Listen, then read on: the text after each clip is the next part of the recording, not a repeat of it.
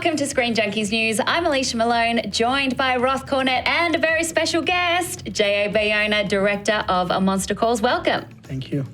Now, we're just looking at your whole filmography, and it's definitely, you definitely could say that you're a very ambitious director when you look at all the different things you've taken on. What was it about A Monster Calls specifically that you wanted to tackle? Well, it was the fact that it was a very emotional book, and I love fantasy, and it's so rare nowadays to find this kind of fantasy material with this level of emotion, and talking about childhood, taking it so seriously, and the complexities of growing up.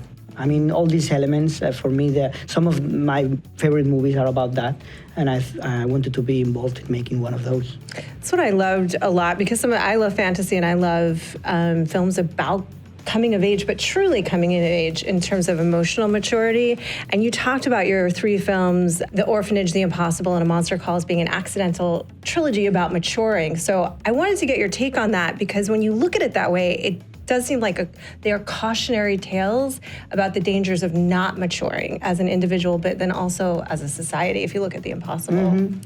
Yeah, that's a very good question. I think The Orphanage was about that, about a woman who can deal with growing up. And there was all these references to Peter Pan. Somehow at the end of the story, she becomes like this little girl playing with ghosts. And The Impossible was about this family who suddenly had this knowledge about what life is really about, and how you go back to your kind of fantasy world as a Westerner once you know that knowledge, you know? So also it was a way of growing up in a social level.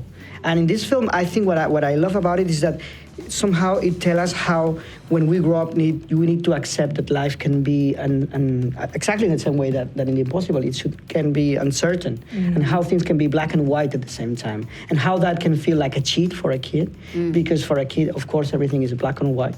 But this idea of growing up and accepting the complexities of life was very interesting to me. Yeah. I think that growing up is why it's one part of the reason why it's so emotional, this movie. I saw A Monster Calls at Toronto at the film festival, and everyone was crying around me, and even I was crying, and I hardly ever cry in movies. But what has the reaction been like?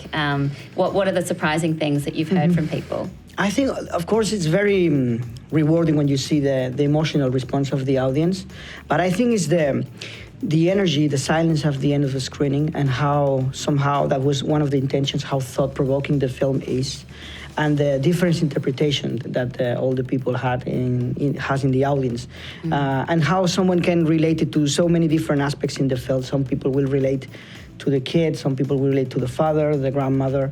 I think in that sense it's a movie very open to interpretation and to let the audience somehow fill the gaps that we left for the audience in the story. I also really loved that, I talked about this in our review, that this is a film that really highlights the way that we tell ourselves stories to make sense of our own life. And you start doing that when you're a kid with kind of fantasies. You know, you imagine things about yourself in your life. And then you do that still as an adult. And I found that reflected in Connor's character, but also in Felicity Jones's character. I wonder if you talk about that. I think it's a very interesting reflection in the father, who I see him as a character, like kind of like an image of what would be Connor if he would have grown up without meeting the monster. So for me, he's a man without fantasy. It's all about reality. And that's what makes him so sad. I think, I think somehow fantasy is such an important element in our education as kids. I think also fantasy somehow help us to understand reality and give us a better comprehension of life, even better than life itself.